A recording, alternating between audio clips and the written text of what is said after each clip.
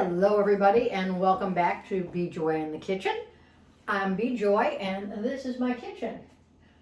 Well, we are in full swing of the holiday season. I guess we've been there since Thanksgiving, but we just finished up Hanukkah this week.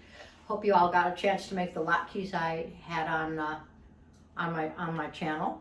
And moving into Christmas and New Year's, so hopefully everybody's going to have a joyous season. It's going to be a lot smaller this year for most, I know. Anyway, so I got to thinking, how about a nice, simple, elegant dessert this week? And I came up with my, just popped into my head, what about poached pears? I used to do poached pears all the time. I haven't done them in a while. It's interesting because I don't have a pear vendor at the farmer's market I go to. I just realized that as well. So I picked up a couple of pears at my local produce store. I picked up the Bosc, which are the brown ones. And then I got home last night and there was a package sitting on our front doorstep. Lo and behold, it was a gift from a friend and it had pears in it. So I go, wow, perfect. I am going to do the poached pears today. So they're one of my favorites. Very simple, easy to make. We're going to start out by putting our pears, and like I said, I use the Bosc. I'm going to put a few of those in my pot here. Just like that. And then I'm going to add some unfiltered apple juice. Basically to cover, may not make it all the way to the top. And I'll be right back.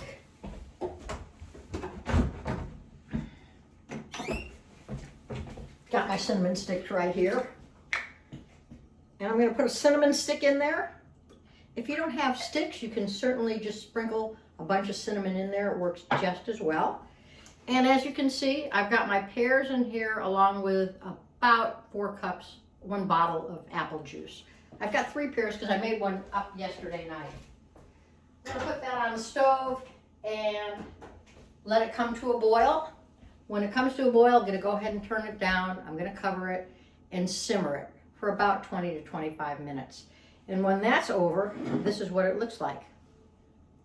You don't want to get it too soft, and don't worry if your pears are fairly hard to begin with, because the cooking process will soften them up. But you don't want them to get too soft or they'll start collapsing on you.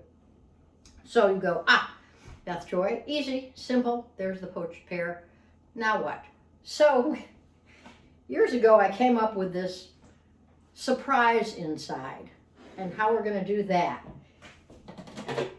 Your guest is eating, you're eating, you open your pear and you get this great surprise. What's the surprise? Well, you're going to have about a half a dozen of Medjool dates, all going in my Breville food processor here. About 4 unsulfured apricots, dried, of course. And then remember a few weeks ago I talked about those raisins that I had. I had grapes and I was going to dehydrate them into raisins. Well, here are those beautiful raisins that I dehydrated. You got your raisins, and then about 1/3 of a cup or so of pecans. You can choose to toast or not toast. And then just a little bit of liquid, about 2 tablespoons of orange juice. I just squeezed one of the oranges off my tree this morning. I'm going to just add about half of that to start with and see how it goes. And then time for the earmuffs. I'm going to do a pulse. And then a little bit of a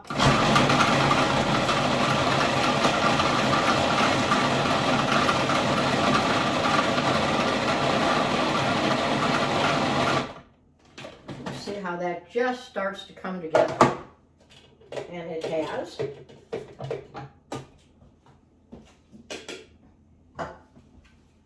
Just like this. And so it's going to come together in almost like a very coarse paste.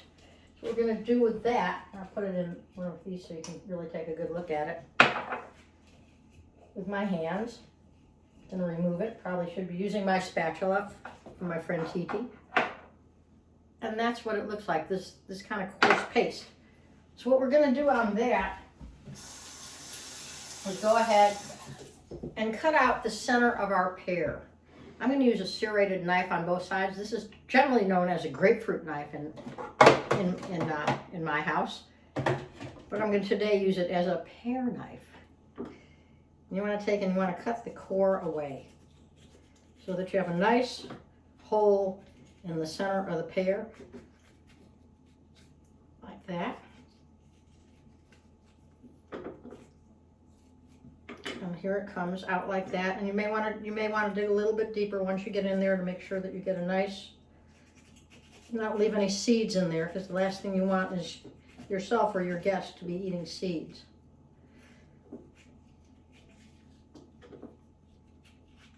Some pears easier than others. It's really like coring it beautifully, like that. So you get this nice hole there. Then you merely just take your stuffing and stuff it on in there. So you get a nice surprise when you bite into your pear. Now, the piece de la resistance is now. When you're done poaching your pears, and like I said, it takes about 20-25 minutes. It depends how many pears and how big they are. You know, you want them to be, you can barely see that I'm being able to press on the outsides there. What you're going to do next is remove your pears from your pot, but the juice is still going to be in there. And what I want you to do is turn that heat up and bring it to a boil, a kind of a low boil, and cook it. Just like that on top of the stove. You can cover it if you want, but if you do cover it, you can make a little bit, if you want it to go a little faster, you can, you know, move the top a little bit on there so that it has some room for steam to come out. And you're going to just cook it. You're going to cook it down until you get the syrup. Now, remember how I tell you, don't leave the stove when you're roasting or toasting your pecans or any kind of nuts. In this case, you can leave the stove, but I want you to put a timer on. 10 minutes at a time, and go and check on it. And when it starts, probably after about 30 minutes, maybe a little longer, it depends how much liquid you've got in there, it's going to have these bubbles, and it's going to have these bubbles that are going to come up and they're going to be clear. And it looks like it's really almost down to maybe an inch, if even that, at the bottom of the pan. And at that time, I want you to get that off the stove as fast as possible, or you will have a mess on your hands. Same like the nuts, right? They'll just burn up. This will like burn onto your pot. I've ruined a pot or two in my time. And what you get is this beautiful syrup. And you just want to take that. And I have to say, this is elegance. You've got a beautiful, elegant poached pear with a surprise inside for your table. And its thing is totally yummy. I'm telling you, I can't, of course, as usual, I can't wait to eat mine. And it's the morning, so maybe I'll have it for lunch dessert, although, you know, that's stepping out. It is the holiday season. So, thanks for stopping by today. As always, I wish for you to be joyful in your kitchen this week. Wishing those who celebrate a Merry Christmas this week. And please stay out there, be safe. Wear your mask, wash your hands, social distance, and we'll see you next time. Thanks.